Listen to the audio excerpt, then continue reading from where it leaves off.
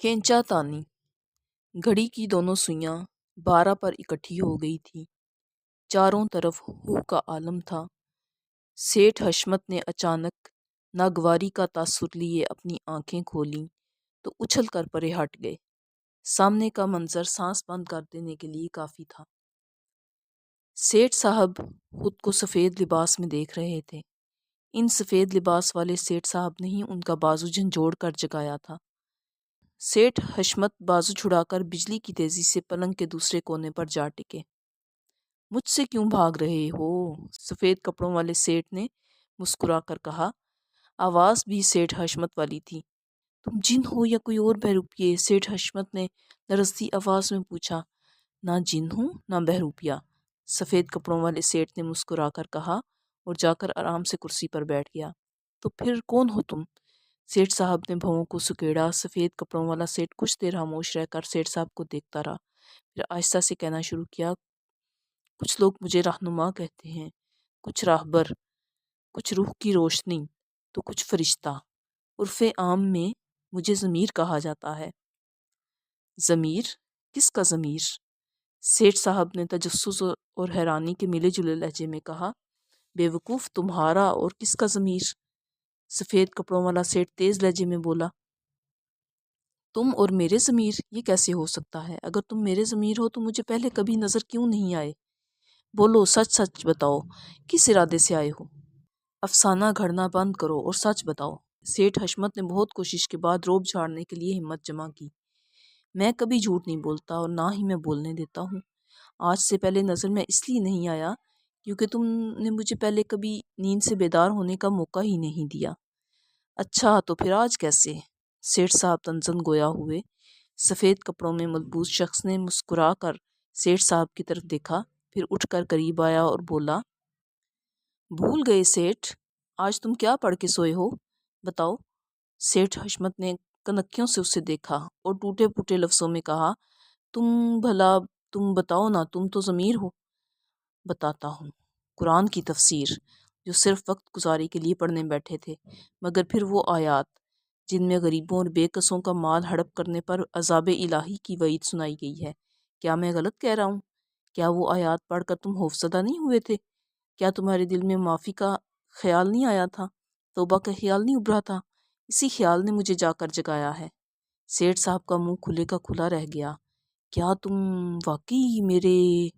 ہاں، میں تمہارا ضمیر ہی ہوں۔ تو پھر اب کیا چاہتے ہو مجھ سے؟ سیٹھ صاحب نے تول کر لفظ ادا کیے۔ کچھ خاص نہیں۔ پہلے تم نذیر احمد کو اس کی زمین کے کاغذات واپس کرو گے جس کے لیے وہ بیچارہ 6 مہینے سے عدالتوں کے چکر لگا رہا ہے۔ پھر گھر آ کر اللہ تعالیٰ سے ہمیشہ کے لیے معافی مانگو گے اور جہاں تک ہو سکے گا لوگوں کو ان کی زمینیں واپس کرو گے۔ سیٹھ حشمت کے ضمیر نے اطمینان سے آگے بڑھ کر سیٹھ صاحب کا بازو پکڑ لیا اور زبردستی اٹھانے کی کوشش کرنے لگا۔ نہیں، میں نہیں جاؤں گا، میں تو کنگال ہو کر رہ جاؤں گا۔ نہیں۔ سیٹھ صاحب نے پرزور نفی میں سر ہلانے کی کوشش کی۔ کنگال تو تم اب بھی ہو۔ کیا ہے تمہارے پاس؟ کیا ہے آگے کے لیے؟ کچھ نیکیاں محفوظ کی ہیں؟ ضمیر اپنا پورا زور لگا رہا تھا۔ ادھر سیٹھ صاحب نے بھی بچاؤ کے لیے ہاتھ پاؤں مارنے شروع کر دیے۔ اس کھینچا تانی میں اچانک سیٹھ صاحب نے زور سے بازو کو جھٹکا دے کر چھڑایا اور قدرے پیچھے کی طرف سرک گئے۔ ضمیر اسپاٹ چہرے کے ساتھ پیچھے ہٹتا گیا اور سرد لہجے میں بولا۔ یاد رکھنا، اگر تم نے آج میری بات نہ مانی تو میں ہمیشہ کے لیے سو جاؤں گا۔ پھر تم ہوگے اور تمہاری بربادی۔ مجھے الزام مت دینا، سمجھے؟ سیٹھ صاحب مسلسل گھورتے رہے اور جوابی طور پہ کچھ نہ کہا۔ ضمیر تیزی سے مڑا اور دروازے کی طرف چل دیا۔ سیٹھ صاحب کو جیسے اچانک ہوش آ گیا، لپک کر دروازے کی طرف بڑھے اور جھٹ سے ضمیر کو روک لیا۔ میں چلتا ہوں، ٹھہرو۔ سیٹھ صاحب نے ضروری کاغذات اور بٹوا لیا، چپل پہنی اور پاجامے کرتے میں ہی باہر کو دوڑ لگا دی۔ سارے راستے ضمیر خوشگوار موڈ میں رہا۔ سیٹھ صاحب بھی ہنس ہنس کر داد وصول کرتے رہے۔ نذیر احمد نے دروازہ کھولا تو ساتھ ہی حیرت کے مارے اس کا منہ کھل گیا، پھر فوراً ہی چوکنا ہو گیا کہ کہیں سیٹھ اس کو کوئی نقصان پہنچانے تو نہیں آیا۔ تم اس وقت دیکھو، اگر برے ارادے سے آئے ہو تو ہم بھی اچھا سلوک نہیں کریں گے، نذیر احمد نے سینہ تان کر کہا۔ ایسی بےعزتی کروا کر سیٹھ صاحب غصے سے پھٹ ہی پڑتے، مگر ضمیر کا ہاتھ سیٹھ صاحب کے منہ پر جم گیا۔ خاموش رہو اور عاجزی سے بات کرو، معافی مانگنے آئے ہو، دھمکی دینے نہیں، ضمیر نے یاد دہانی کرائی۔ سیٹھ نے بے بسی سے ضمیر کی طرف دیکھا۔ اب کہو، نذیر احمد نے آنکھیں نکالی۔ میں معافی مانگنے آیا ہوں۔ سیٹھ صاحب نے سر جھکا دیا۔ نذیر احمد کی نظروں میں بے یقینی تھی۔ یہ لو، یہ تمہاری زمین کے کاغذات، اور تم مجھے معاف کر دو، سیٹھ صاحب نے جلدی سے کہا۔ ضمیر نے زبردستی سیٹھ صاحب کے دونوں ہاتھوں کو پکڑ کر معافی مانگنے کے انداز میں جوڑ دیا۔ سیٹھ صاحب ہلکی ہلکی مزاحمت بھی کرتے رہے۔ ٹھیک ہے، نذیر احمد نے بوکھلا کر کہا اور سیٹھ صاحب کے ہاتھ نیچے کیے، پھر کاغذات دیکھنے لگا۔ ادھر سیٹھ صاحب ضمیر کی طرف دیکھ کر اندازہ لگانا چاہ رہے تھے کہ اب اس کا موڈ کیسا ہے۔ اس غریب نے عدالتوں کے جو لاتعداد چکر لگائے ہیں، وہ ان کا خرچ؟ ضمیر نے سر کو ایک طرف جھکا کر پوچھا۔ سیٹھ صاحب کے چہرے پر یکدم مردنی چھا گئی۔ ضمیر مسکرایا اور سیٹھ صاحب کے بٹوے میں سے ہزار ہزار کے چند نوٹ نکالے۔ سیٹھ صاحب نے نوٹوں پر جھپٹنا چاہا، مگر ضمیر پھرتیلا نکلا۔ فوراً ہی رقم نکالی اور سیٹھ صاحب کے ہاتھ میں تھما کر کوہنی پر زور لگا کر آگے بڑھایا۔ سیٹھ صاحب ایک دفعہ ہاتھ پیچھے کو کھینچ رہے تھے تو کئی دفعہ کوہنی کو دھکیلتے پر آگے کو کرتے۔ نذیر احمد جو ابھی تک کاغذات دیکھ رہا تھا، حیرت سے سیٹھ صاحب کی طرف دیکھنے لگا۔